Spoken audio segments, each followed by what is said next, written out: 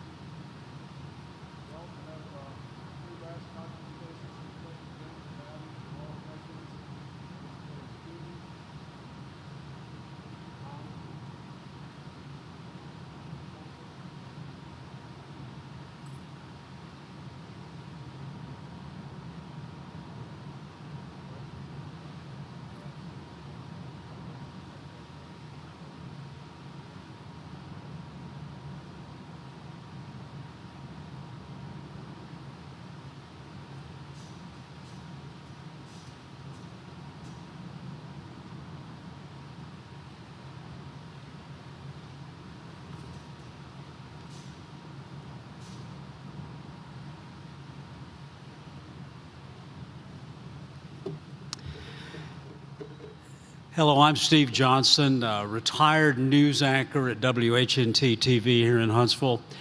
I'm so honored to be part of this tonight. I can't explain just how honored I am. I will say that I interviewed Dr. Barnhart multiple times, worked with her on various events out here when I was honored to MC those. I will say that she was a force of nature. And if you knew her, you know I'm right.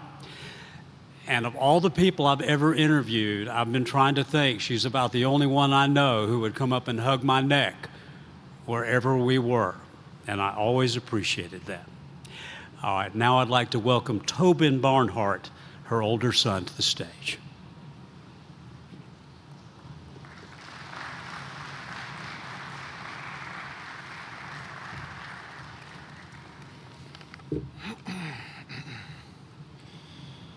On behalf of our family, I want to welcome everyone here today as we celebrate the life of my mother, Deborah Barnhart.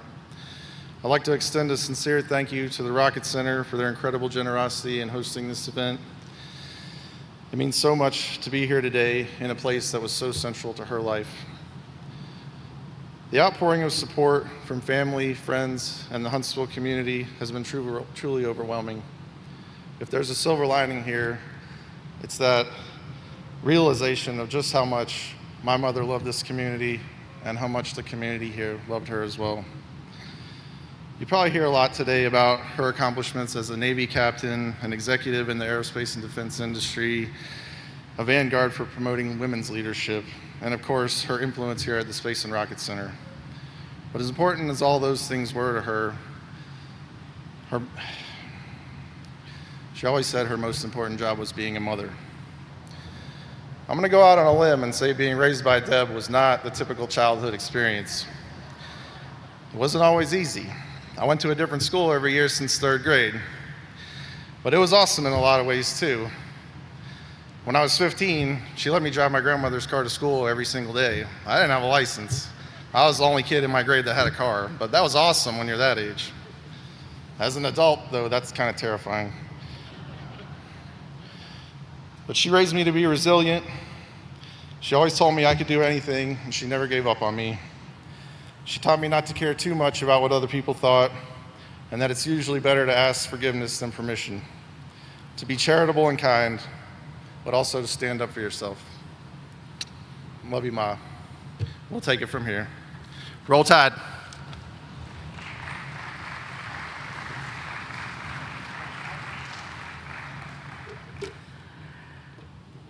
Next, we would like to hear from we'd like to hear from David Edwards, Dr. Barnhart's brother.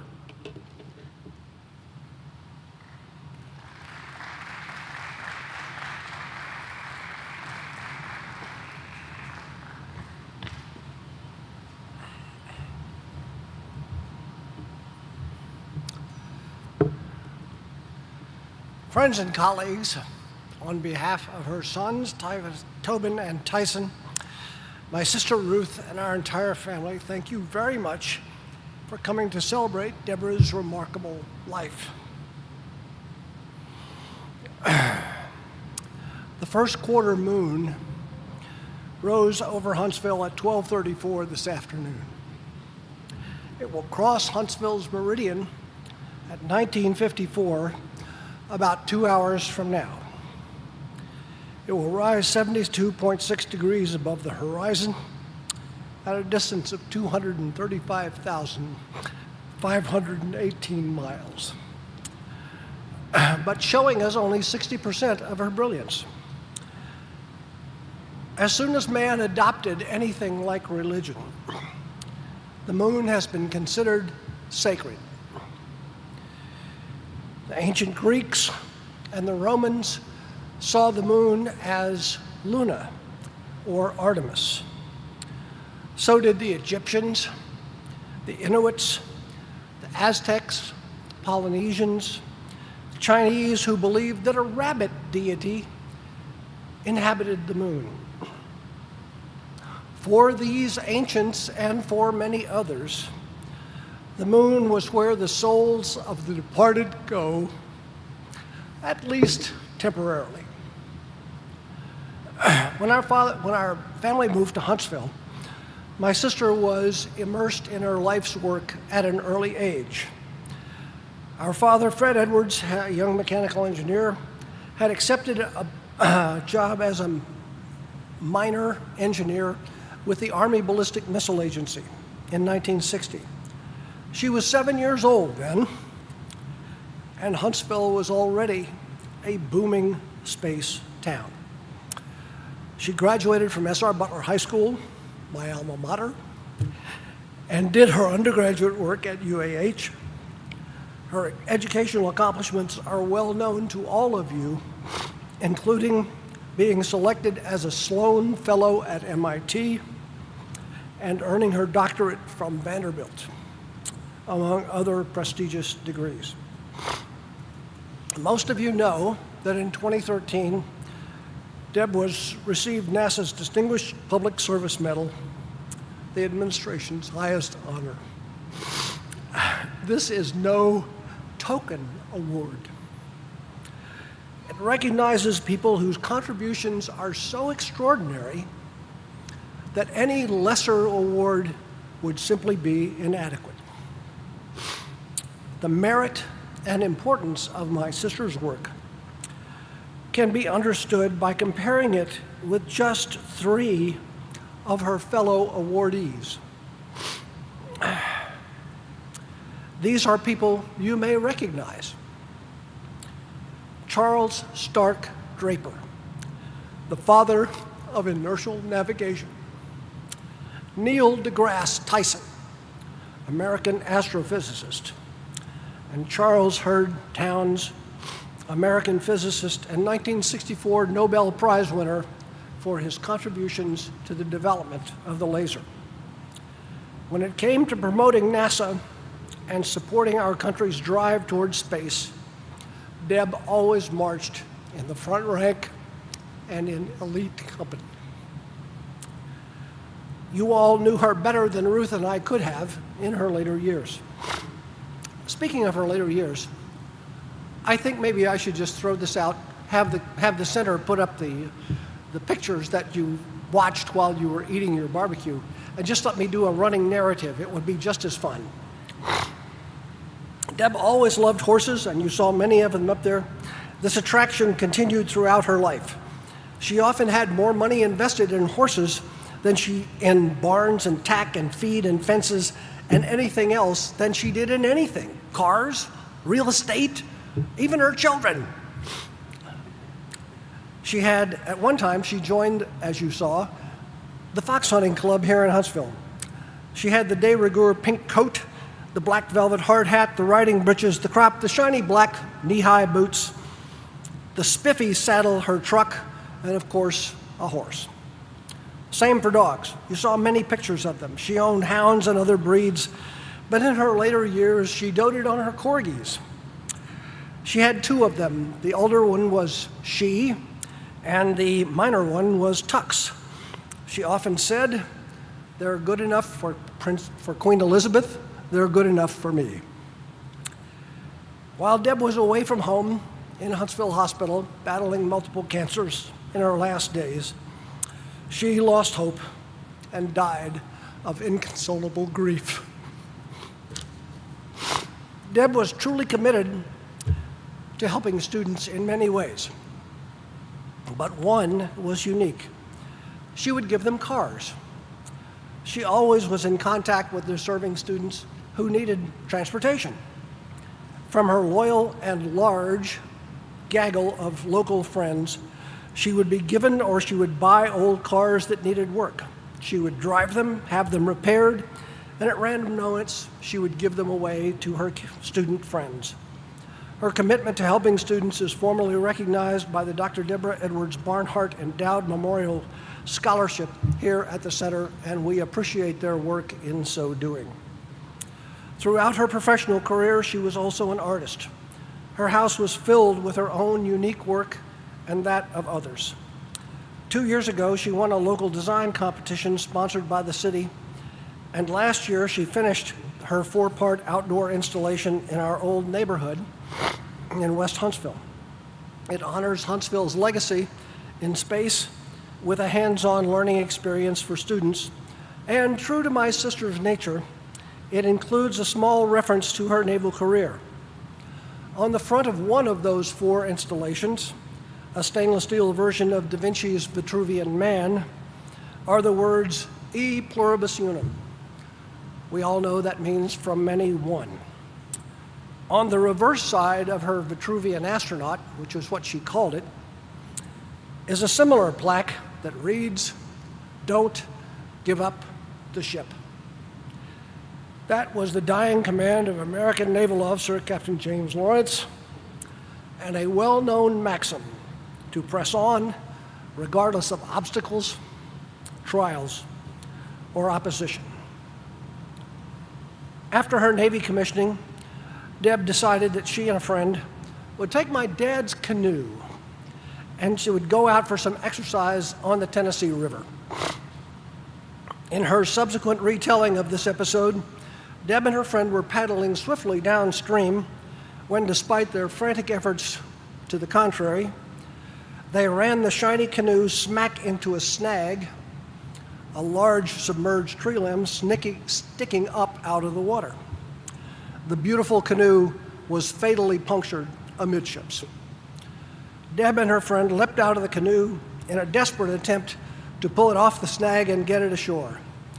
Trying to lift the canoe off the snag, they managed to turn it athwart the current, and the Tennessee did what it always does. It collapsed both ends of the canoe right around the snag.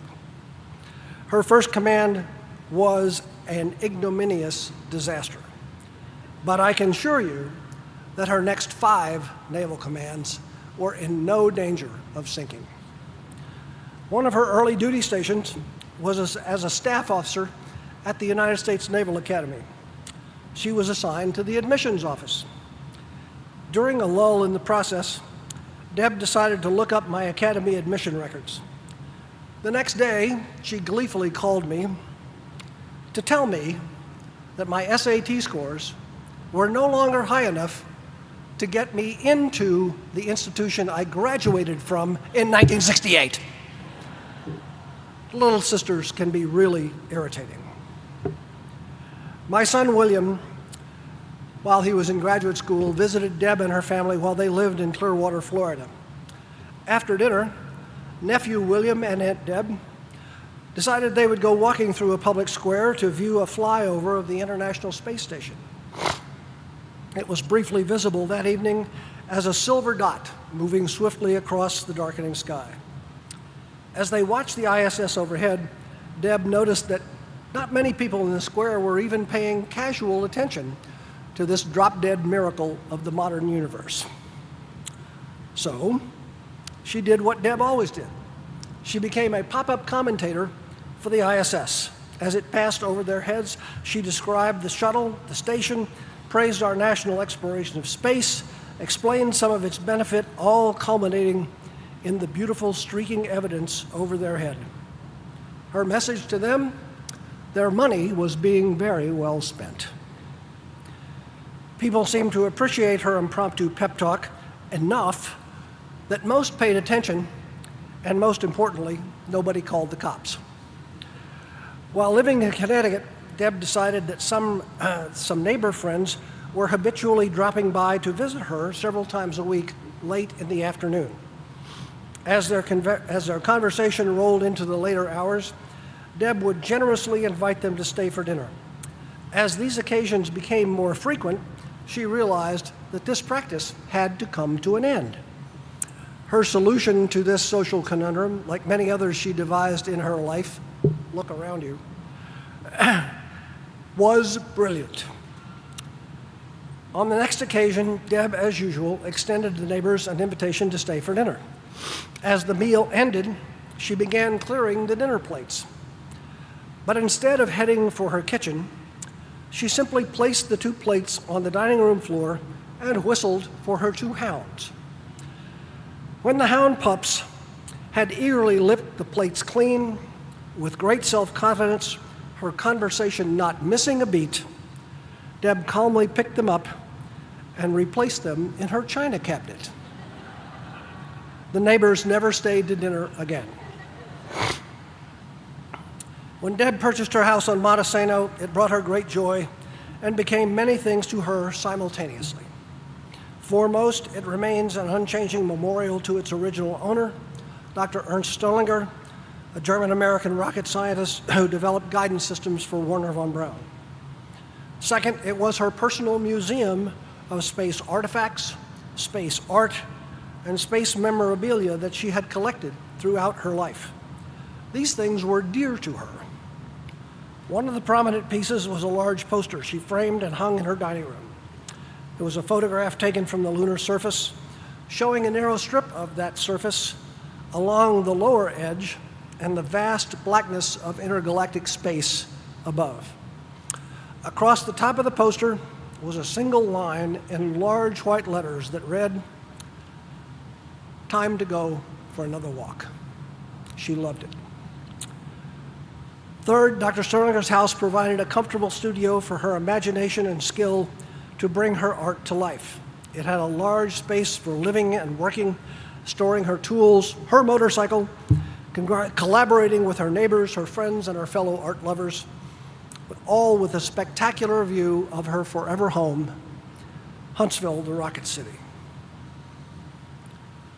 Stella Joy Barnhart, daughter of Deborah's younger son, Tyson, and his wife, Laura, with us tonight, arrived the day after Deb passed from us. We all deeply regret that Deb never smiled on the face of her first granddaughter. Later in life, Stella will certainly hear the family stories of her accomplished grandmother and be proud, amazed, and I'm certain inspired. Perhaps she will adopt Deb's humorous view of how to achieve success and happiness in this life. Pay attention. Deb said, "Work like a captain, play like a pirate." The ancients I spoke of earlier believed that the journey to the sacred moon was a long one. Some spirits were believed to have made the trip on horseback, others in a boat, like the one that Ra, the Egyptian sun god, used on his nightly trip back to the east. Deb's indomitable spirit will enjoy this long ride either way. She can navigate her celestial boat all by herself. And if you don't believe me, ask Captain Jane Hutchinson, who's sitting over there. She can navigate her boat all by herself with she, her corgi, standing watch in the bow. If she chooses to ride, which you can see she knows how to do, she will be firmly astride the snorting black stallion, gripping the star-encrusted reins, and she will be scanning the celestial horizon from a cozy deerskin saddlebag on the starboard side. But in either case, they will be flying back to the moon together to take another walk. The first quarter moon will cross the horizon of Huntsville in about an hour and a half. If you look carefully tonight or any other night, you will certainly see Deb and she laying out the reception celebration for our next Artemis astronauts. Thank you again for the immense honor of your privilege here, of your presence here tonight to celebrate the outstanding life of my sister, Deborah Nan Edwards Barnhart.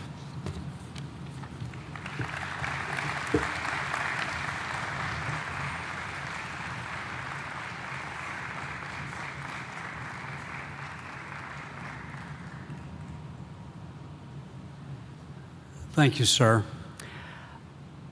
Now we'd like to call to the podium Ben Chandler, a member of the U.S. Space and Rocket Center Foundation Board and a 14-time Space Camp graduate.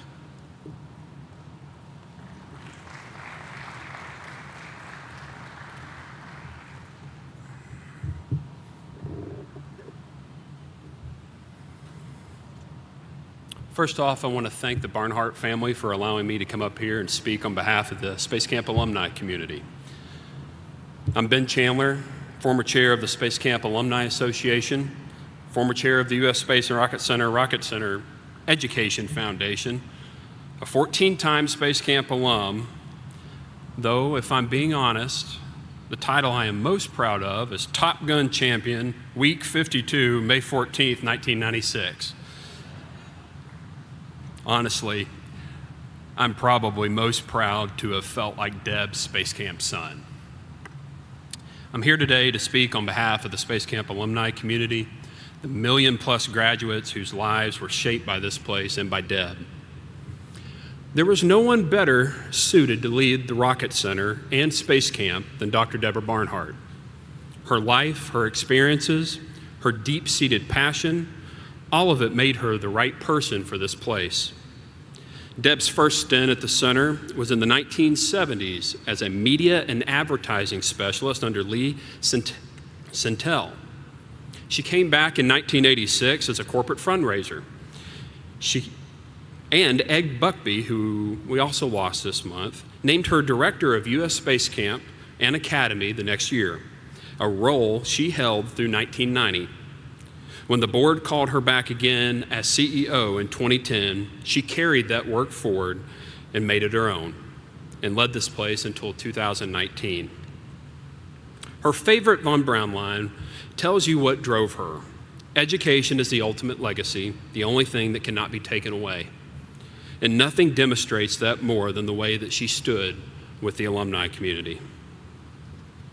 Deb, you saw us as family. When you came back as CEO, Space Camp had hundreds of thousands of graduates scattered across the country and the world. You didn't have to be convinced that the alumni community mattered. You were the ultimate advocate. You already believed it, down to your bones. And you knew us. Your relationships with the alumni went back decades. So you picked up the phone, you brought us together. You helped form the original steering committee. Not from a corner office, but by calling the people you already trusted and loved. Then you used the office you held to amplify what you already believed in. You helped us earn a seat on the U.S. Space and Rocket Center Foundation Board. You recommended alumni to serve on ASIC. You allocated staff time so volunteers had real partners. You weren't a CEO blessing an alumni effort, you stood with us. And in parallel, you worked to elevate the Space Camp Hall of Fame, envisioning it as the centerpiece of an annual homecoming weekend to celebrate the camp, the center, and the best of its graduates. And you were in the room at every ceremony, at every reunion, calling names, shaking hands, pinning wings, reminding us that our mission didn't end when we earned our own. At the 2011 International Space Camp opening, you told the room, it's like Hotel California. Once you come, once it's in you, you never get over it. You just get older.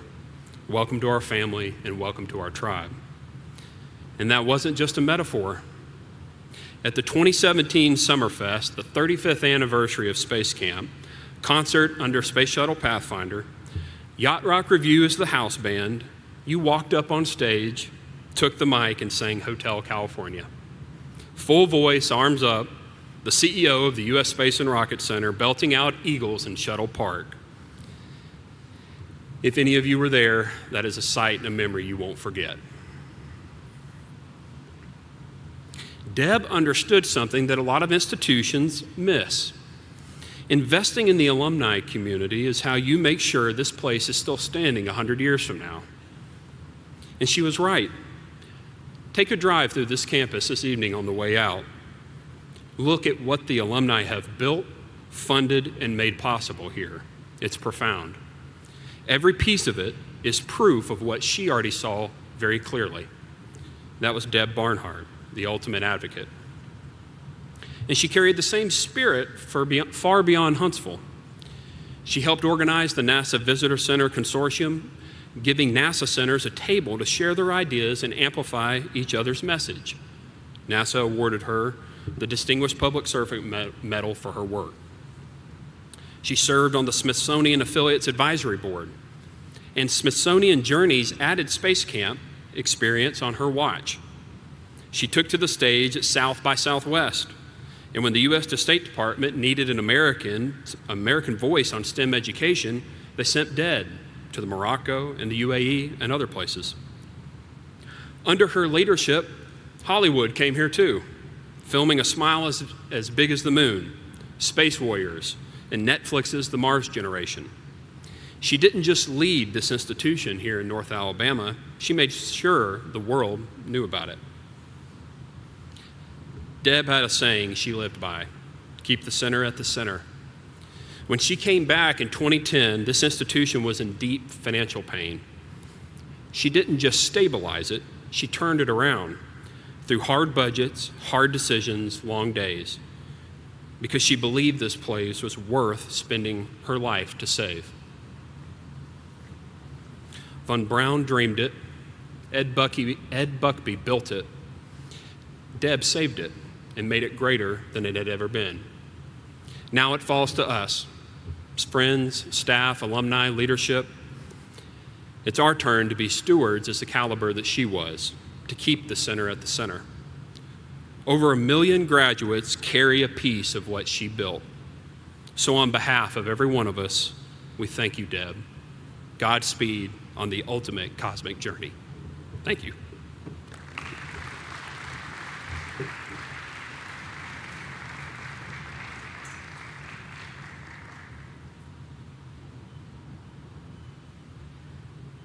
Thank you, Ben. And now we'd like to welcome to the stage Dr. Margaret von Braun, Werner von Braun's daughter, and a friend of Deborah Barnhart, and, of course, the U.S. Space and Rocket Center.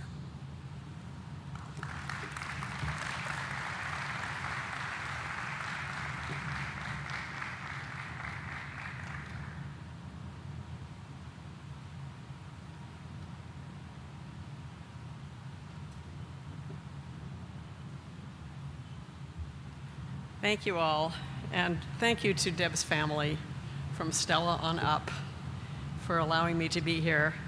I wanted to introduce briefly my sister Iris, my brother Peter, and my husband Ian, who are joining me tonight.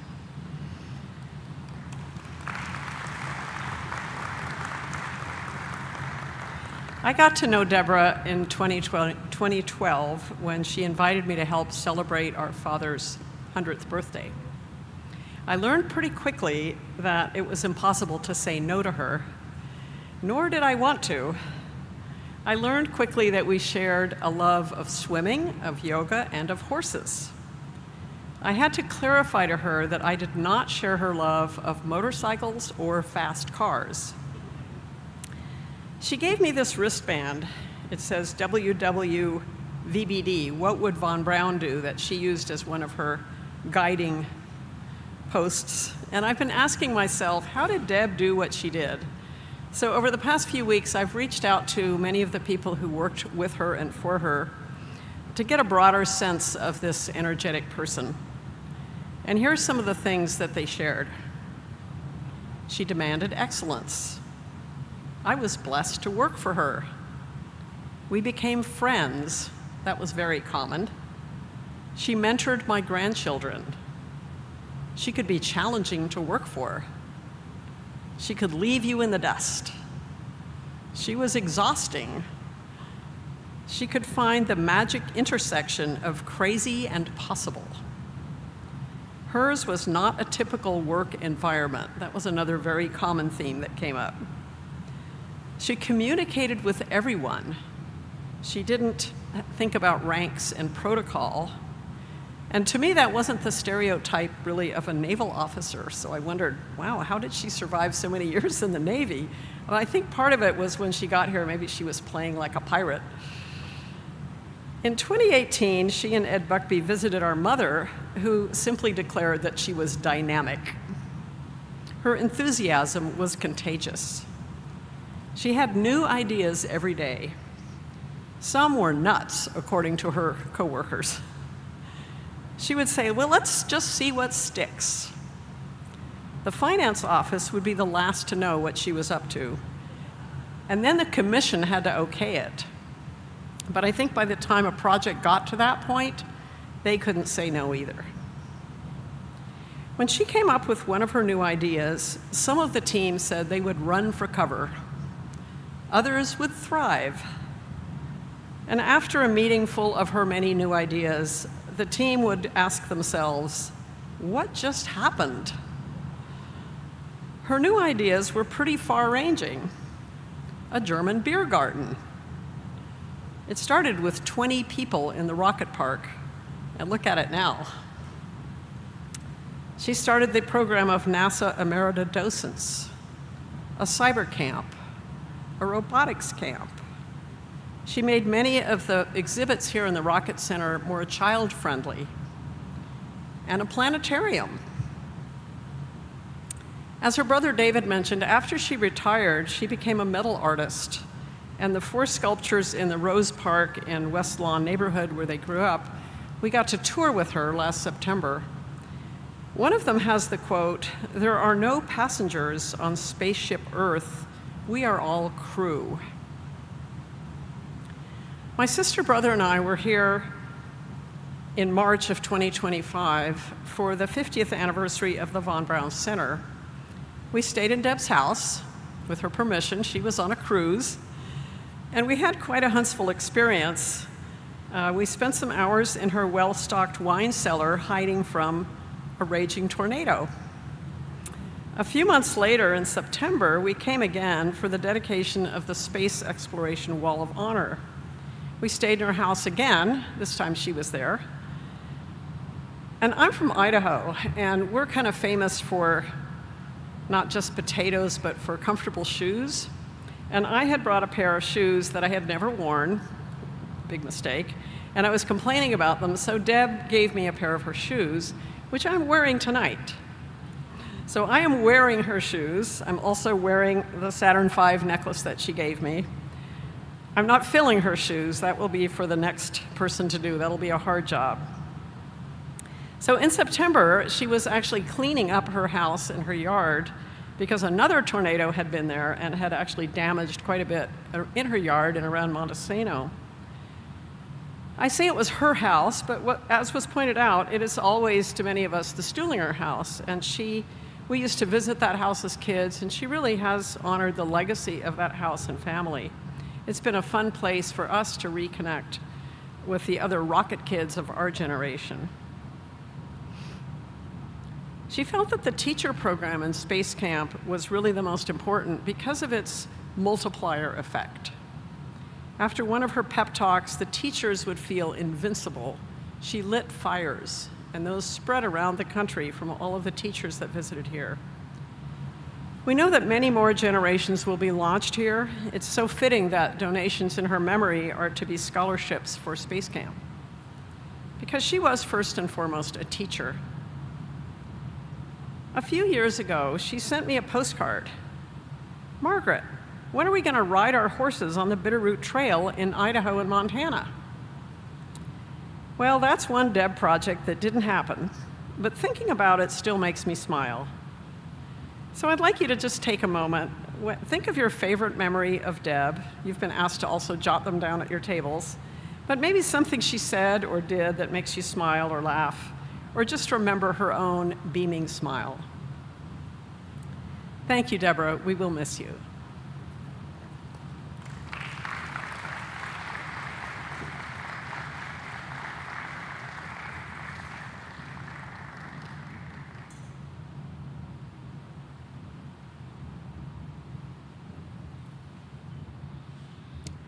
Okay, we need to remember that this is a celebration of life. And that's why we're about to do something that is a little bit out of the ordinary. Except I want you to do it thinking that Dr. Barnhart is watching you do it. That'll change how you act, I think. I need everybody to stand up. And in an orderly fashion, walk to the back of the room, get a glass of champagne, and then walk back to your table. And Dr. Barnhart is watching. Do not drink the champagne yet, but everybody walk to the back of the room on both sides and get a glass of champagne.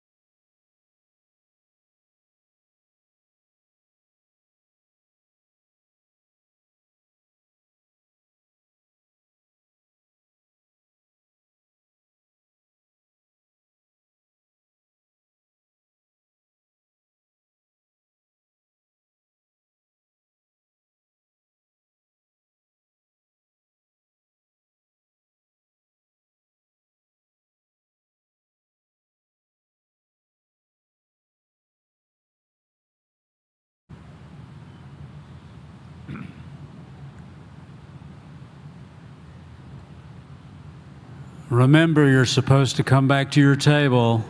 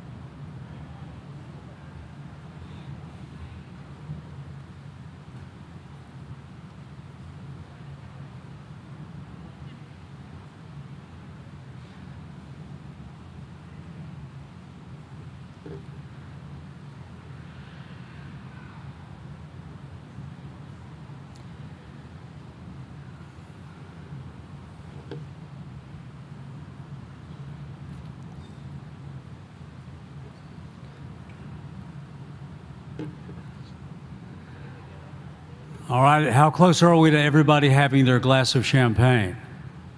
Pretty close. So if you take your seat again, and remember, don't drink it yet. There's a reason why we wanted you to have this champagne. And I think Dr. Barnhart would be proud it only took you 4 minutes to do that. We were shooting for 3, but what can I say? All right, please join us now and watch a tribute video to Dr. Deborah Barnhart. Each of us hope we make a positive impact on our community. Dr. Deborah Barnhart did just that at the U.S. Space and Rocket Center. So for those of you who joined us tonight for dinner, you just enjoyed one of the results of her contributions, Beer Garden. Beer Garden brings our German heritage together with the community. Thousands have enjoyed schnitzel under the Saturn V. More foundationally, Dr. Barnhart's contributions include a financial turnaround for the Rocket Center, going from 22 to 42 million in annual operating revenue during her tenure. As well, Space Camp attendance soared to 42,000 campers in a year by 2019. She was extremely proud the Rocket Center was self-sustaining. Always looking to the future, she established 2 new camp programs, Space Camp Robotics and U.S. Cyber Camp, to help train the next generation of engineers and cybersecurity experts. She knew a thing or two about getting new camps off the ground. In an earlier foray as Space Camp Director, she helped develop the curriculum for Aviation Challenge when it was brand new. She also championed bringing international students to Space Camp, helping start International Space Camp in 1990. As CEO and Executive Director, she worked with Governor Kay Ivey to secure a $10 million economic development grant to establish a permanent home for U.S. Cyber Camp and to expand Space Camp's campus with the addition of the Space Camp Operations Center.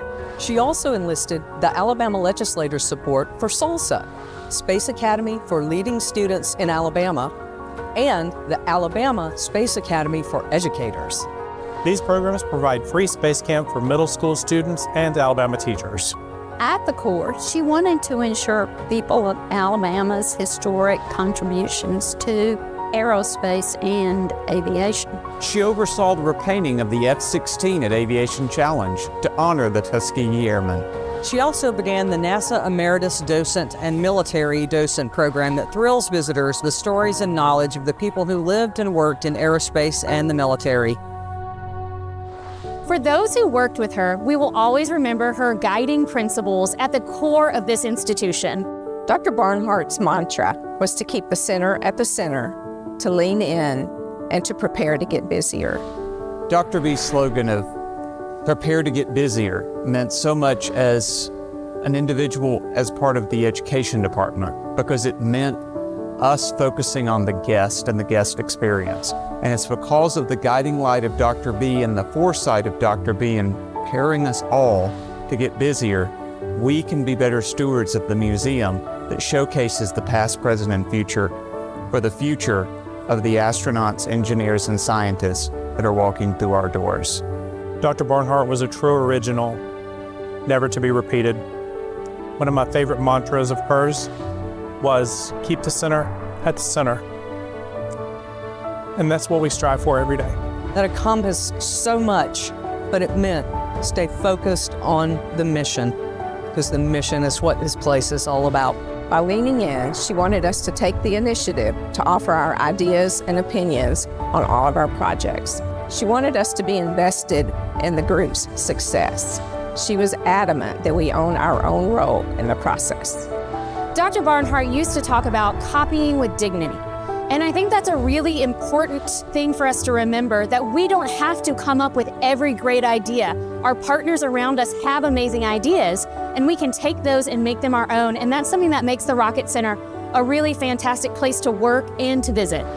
So one of Dr. B's favorite terms was to crack the cosmic egg. She's done it oftentimes in interviews, but also just in meetings. And really what she was meaning was, by immersing these kids in the Space Camp experience and this incredible campus that we have here, that we were helping expand their universe, so to speak. Dr. B talked about the thump. Here at Space Camp and at the Rocket Center, the thump is when that child or that crew trainer has that aha moment, when you get to see that spark in their eye, when it all comes together, when the teamwork and communication works.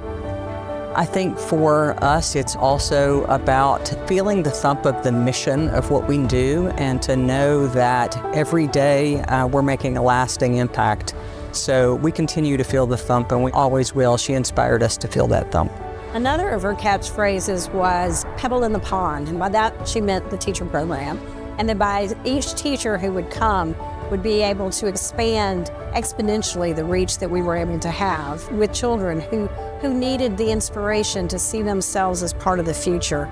Deborah Barnhart often referred to Space Camp as a thinly veiled workforce development program, and her message was powerful. So much so that she stripped away that thin veil on Space Camp. With her words, she changed the perception of Space Camp as being a camp for children, and brought an understanding that it is, in fact, a national asset in the workforce development pipeline. Dr. Deborah Barnhart will continue to live in our hearts, but also in more tangible ways. Throughout her career here, she challenged us to really set the stage for every trainee to embody the things that we taught them, the teamwork and the communication. She made such a lasting impact here that we're happy to dedicate the Camp Leadership Office in her honor, so that she will continue to fortify our mission here at Space Camp. In the spirit of Dr. Barnhart, we'd like to put up in the entranceway in the bushroom, where most of our employees pass through every day, simply the reminder to focus on the mission and keep the center at the center.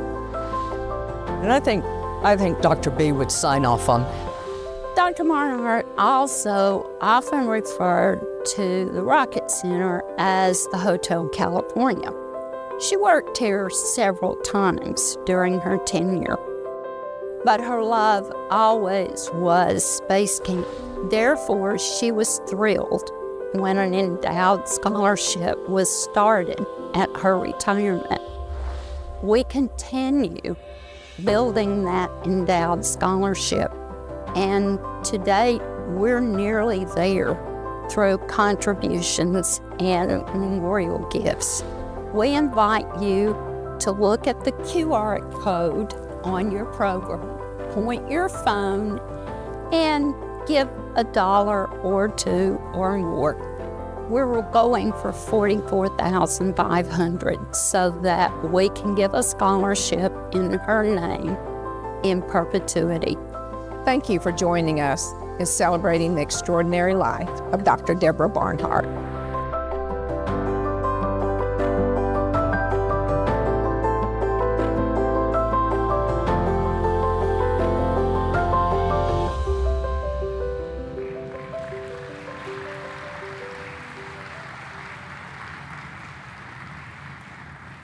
All right, hang on to your champagne, and I want to invite Tyson Barnhart to the stage, Dr. Barnhart's younger son.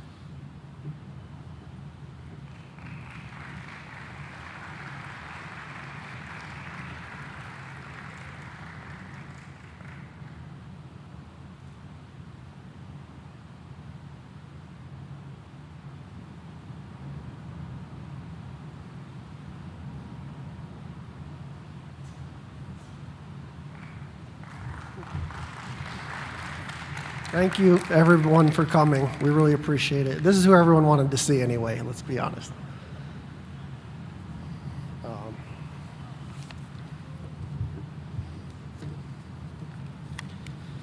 Yeah, thank you, everyone, for attending.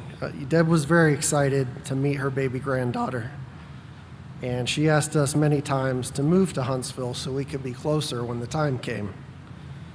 In one of her final attempts to persuade us, she proposed that if we came here, Baby would have her own nursery at Grandma's with a window for Pony to stick her nose through for petting and breakfast time together. And she was a genius marketer.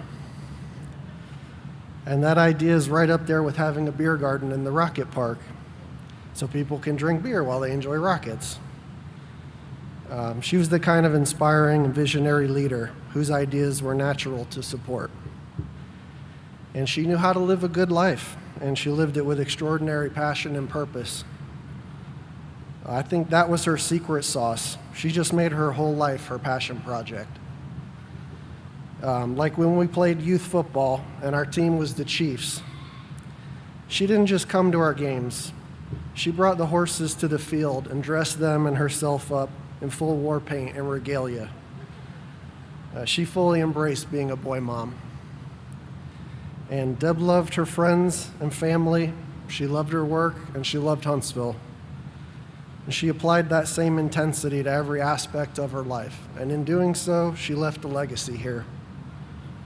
It was very touching and surprising, the number of people who visited her towards the end and said to me either, you know, your mom hired me at the center, she gave me my start, she gave me a chance, she believed in me, she helped me achieve and become what I am today. And I know she loved and believed in every one of us in her own way.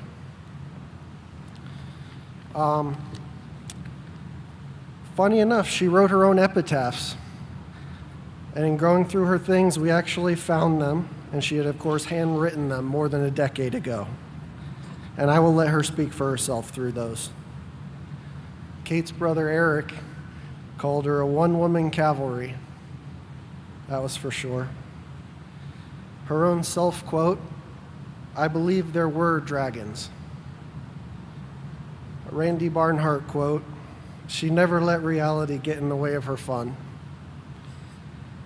And Sonny Leone, jockey and long shot winner of the 2022 Kentucky Derby, said, I keep riding because I think I got this. Deb wasn't particularly religious, but she would often read Native American prayers, so I picked this one to share. It's the great prayer of the Lakota Sioux. O great spirit, whose voice I hear in the winds, and whose breath gives life to all the world, hear me.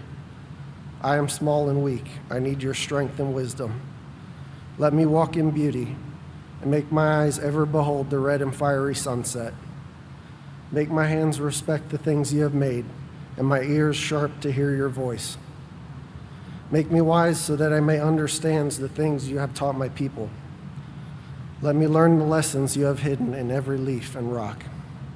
I seek strength not to be greater than another, but to overcome my greatest enemy, myself. Make me always ready to come to you with clean hands and straight eyes, so that when life fades as the fading sunset, my spirit may come to you without shame. And finally, I'd like to propose a toast.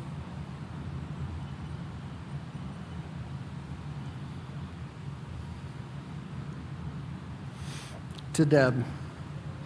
What an amazing soul. Never thank you enough, but thank you for everything. I love you, Mom.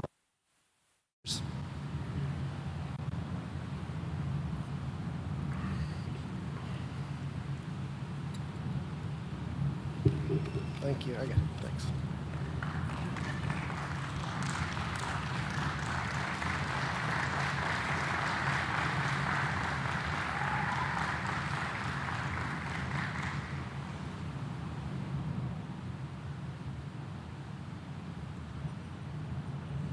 Well, ladies and gentlemen, thank you for being with us tonight and celebrating Dr. Barnhart.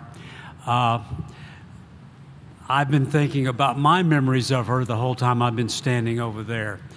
What a wonderful person and what a driving force for this city and this center. And I think it behooves us all to do what we can to make sure it keeps just as great as it is now. Thank you for being here.